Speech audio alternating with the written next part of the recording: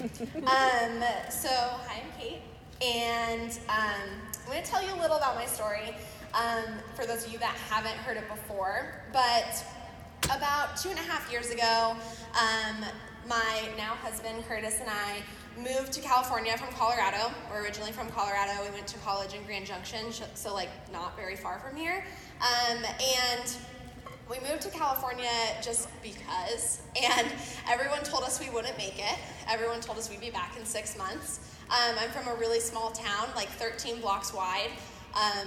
My stepdad is the mayor by default because no one else ever wants to run. So, really small town, and we decided we were going to move to Orange County, California. And we moved out there with just me having a job. Curtis was trying to get into the police academy at the time, and it's like a 9-month hiring process. And so I was actually teaching in East LA in the projects. And I had my first year teaching position, teaching first grade.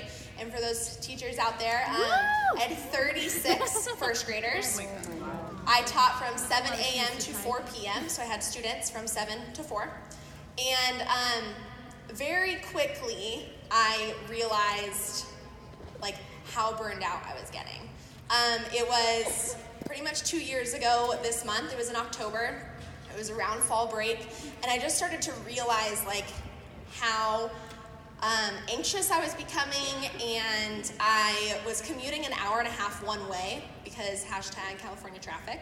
And I started to like develop anxiety.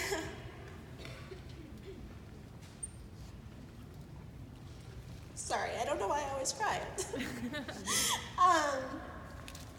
And I was starting to have panic attacks like on the way to work, where I'd have to pull over, or in the parking lot before I left to go back home. I'd come home and I would just go lay in bed. Curtis and I had this joke that I was going to bask. And so I would just go lay in bed and I would bask and really scroll social media, and that's all I did. The next morning I did it all over again. And I actually grew up like very athletic. I went to college for dance originally, and then I got hurt, and so I went, my undergrad is in athletic training, so sports were always a big part of my life. But when we moved, I just stopped taking care of my body.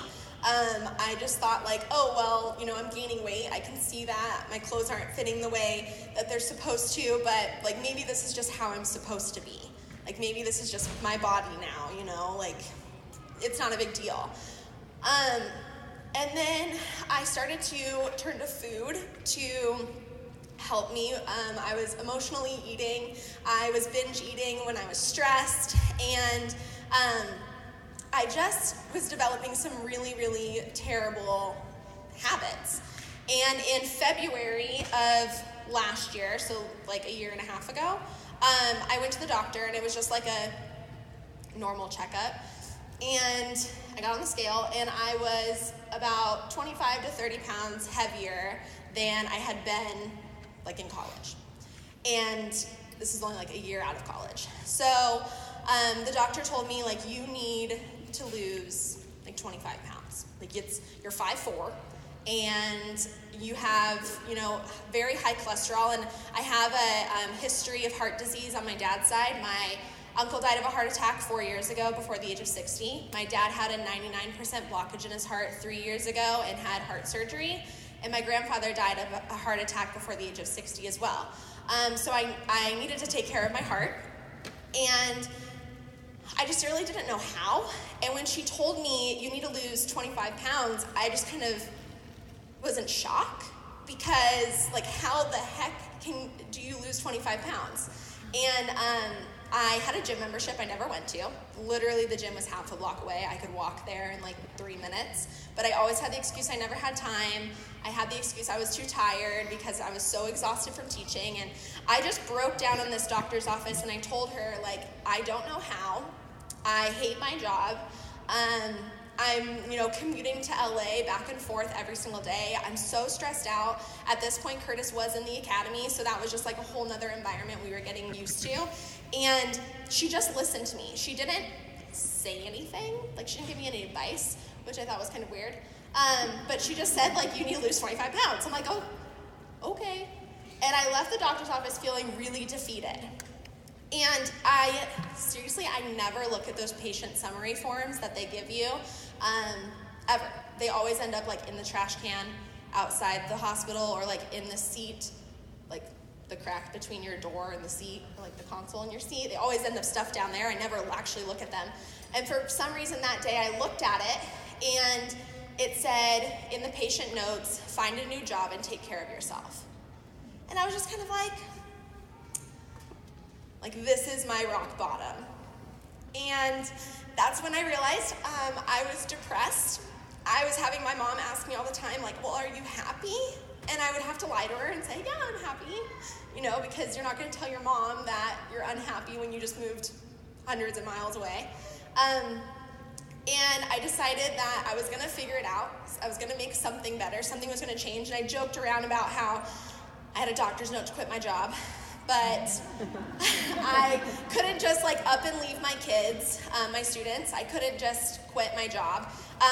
But that night I just went and I basked like normal. And I was scrolling through Instagram, and I found my coach, which you guys might have seen her on the National Wake Up Call, Ashley Feldason. I found her transformation picture in the Explore page, and I just liked it. And this is really, really key. I didn't follow her, I didn't comment, I didn't DM her, but I had seen this transformation of her that she had lost 30 pounds so far, and I double tapped, and that was it. And then I kept scrolling. The next day, she was in my inbox with an invite. This was February of last year. And I said yes, immediately. Oh, well, I was just told I needed to lose 25 pounds, and this girl, can help me do it. So I signed up with a challenge pack. I was doing 21-day fixed meal plan, kinda, and was drinking my Shakeology, sorta, and started to kind of try out different workouts, but didn't actually follow a plan. And 3 weeks in, I quit. Totally canceled my Shakeology. Actually called Beachbody and told them to deactivate my bot account, but they're like, you have it for a year, and I'm like, I don't care, I don't want it. Just get rid of it. Because I let all of my limiting beliefs that I was too busy, that it was too hard, that I didn't have enough time to meal prep, all these excuses get to me, and I quit. And you guys are going to experience this if you haven't already with people in your challenge groups, but people just kind of drop off. They just kind of disappear. And I was that person. But I kept watching Ashley. I watched her on social media every single day. We kept talking. She kind of was just my friend for the next 8 months. And I ended up finding a new job. I actually moved out of East LA into South LA, teaching middle school. I was a middle school literacy specialist last year. I was coaching middle school basketball. Curtis and I had gotten engaged in October, so a year ago. And I was busy again. And I felt better, but again, that downward spiral started to happen again where I just was unhappy. I didn't feel comfortable in the way I looked. I still hadn't lost any weight. And I just felt really stuck. So I remember it so clearly. It was December 1st, and it was a Friday. And I was sitting at lunch in my classroom.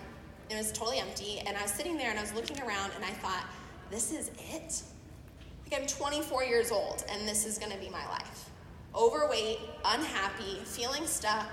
Literally I was Miss Morgan. I didn't even know who Kate was anymore. My identity was a teacher, and I didn't know what else to do. But for some reason, that day was the day that I texted Ashley, and I said, okay, tell me about this coaching thing, and don't BS me. Is it actually legit? Are you just really good at making it sound cool on social media, or is it actually a thing? And so she told me all about it, and I signed up that day because I wanted to be held more accountable for my own health and fitness. And I knew that being a coach was the only way that was going to happen because I already had quit once.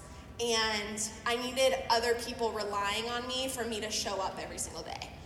So I started December 1st, and Ashley said hit Emerald. I said okay, and I hit Emerald in 3 days, which I'm not telling you, I want you guys to hear this. I'm not telling you this to brag, but I'm telling you this because it's possible.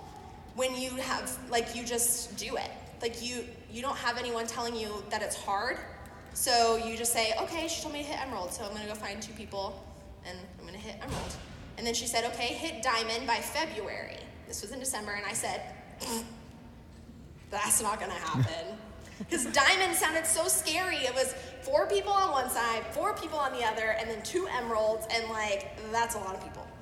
And I was like, okay, if you say so. And I wrote it down in my planner. I said diamond by February, and I just started working towards it. And it scared me. It was a goal that made me want to throw up, but because it was a goal that scared me, and I'm going to talk about this a little more, I hit it a lot sooner. So I ended up hitting diamond in 3 weeks. So I hit it by the end of December. And then I was like, oh, it wasn't that hard.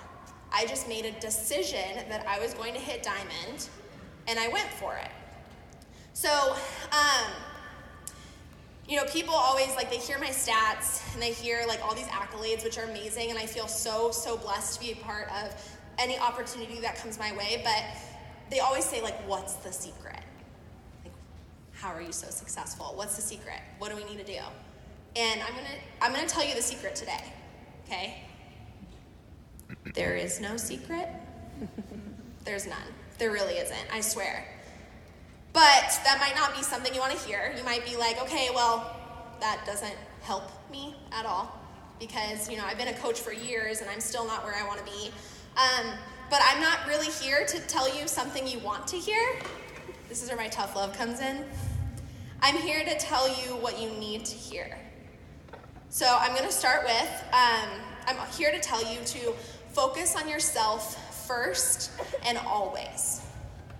When my business feels like it's chaotic and no one's signing up with me, everyone's saying no, everyone's ignoring my invites, you know, people are quitting left and right, my challenge group has no engagement, I have to really look at myself and am I fully engaged in a program? Or am I kind of just like doing a program and showing up for the workouts but not really like focused? And how is my nutrition? Because I swear to you, the times that it feels chaotic, I'm not focused on my own journey. But the times that it feels like, wow, everyone's saying yes, this is the weirdest thing, it's because I'm so focused on myself and my own journey that I'm attracting that type of energy. And I thought it was the weirdest thing when people told me this for the first time, and I didn't believe them, but then I started to see it in my own business. And I promise you guys, if you focus on yourself first, because let's be honest, the only thing that you can control in this business is your own journey. It's the only thing. You can't control if someone says yes to signing up for a challenge pack. You can't control if someone cancels their coach account when you were 1 person away from diamond. You can't control any of that. But you can control the 30 minutes you spend sweating in your living room and the food that you put into your mouth. You can control that. And people are going to watch you do that, and they're going to feel that energy when you're talking about it on your social media.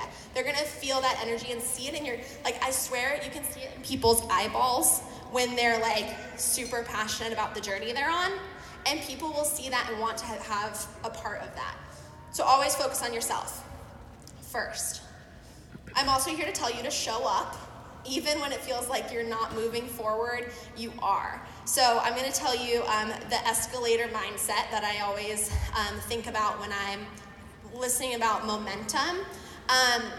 If you're on an escalator, okay, and you're standing at the base of it, and the escalator is coming down towards you, so it's like when you're a kid and you want to run up the escalator and like your mom yells at you, it's that type of escalator. So the escalator is coming down towards you and you take a step. What happens if you stop? You get pushed down to the base. Now what happens if you keep walking up the escalator is that you're going to keep moving up even when it's starting to push you further to the base. So let's say you go halfway up your escalator and at the top of it is your why, at the top of it is your goal, and when you stop at the middle because something got hard. Something happened where now all of a sudden you're not making your business a priority, you're not making yourself a priority. And you stop, and you start to put off your business hours, and you start to not send invites. What happens is you get pushed back down to the base of the escalator. But if you have this escalator mindset that you are going to climb to the top of the escalator no matter what happens, eventually you're going to get to the top. as long as you don't get off it.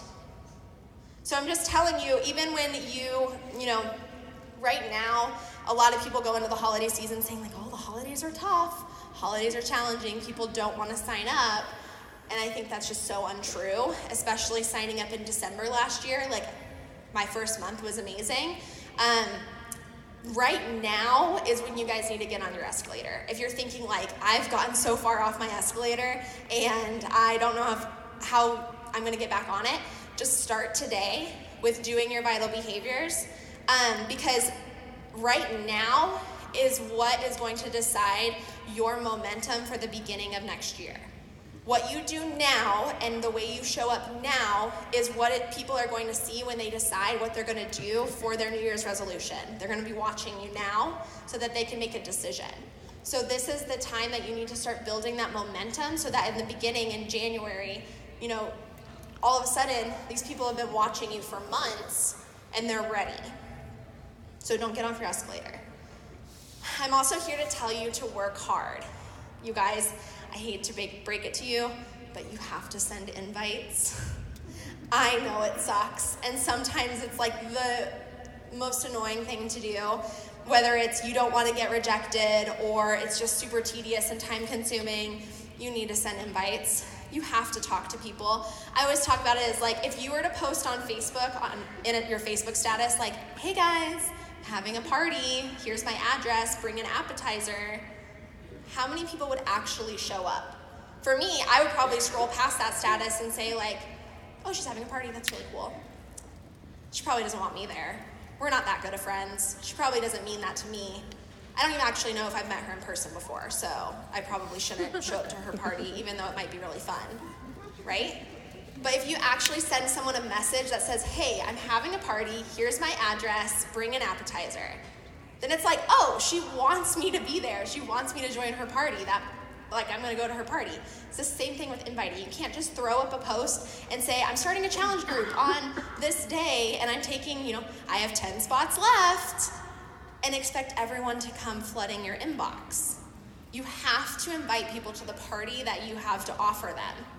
And you have to go into inviting with the mindset that what you have to offer is a gift.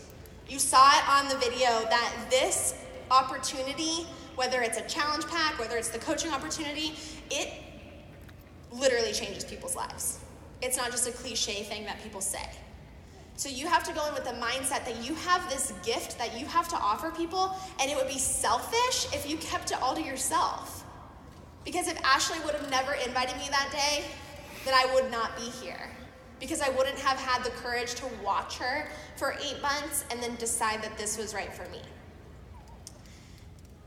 I'm also here to tell you to set goals that stretch you. Like I said, with Diamond, it seems so scary and it seems so big, but because it seems so scary and big, I worked that much harder to get there. So set goals that stretch you. Stop thinking about what you think is obtainable and think about what you really want, because goals aren't meant to be reached. They're meant to stretch you.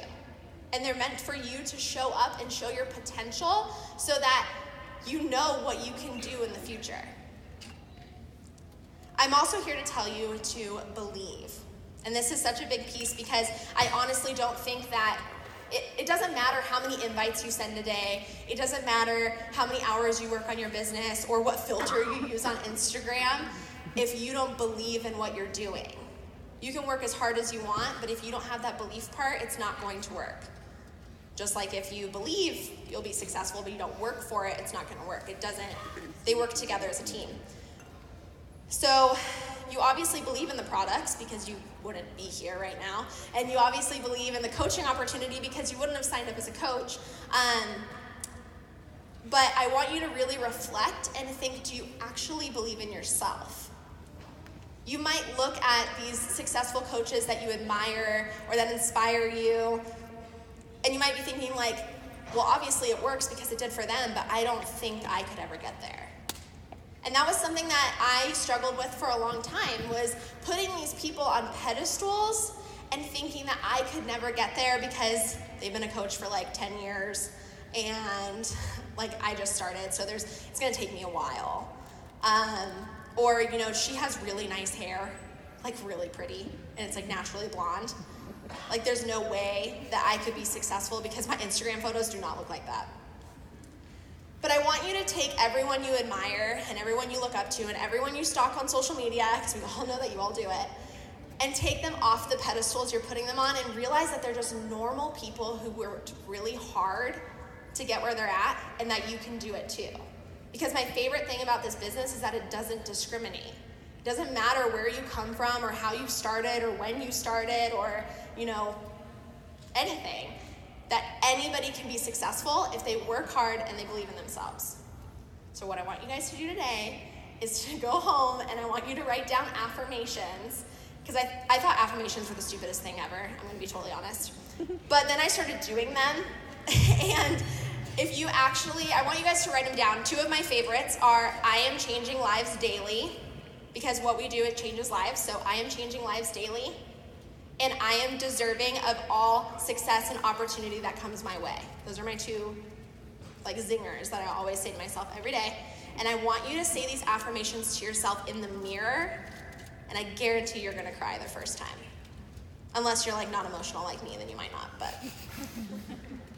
I want you guys to do this because I want you guys to realize that you can achieve any goal or any dream that you set for yourself if you just work hard and believe in yourself. Okay?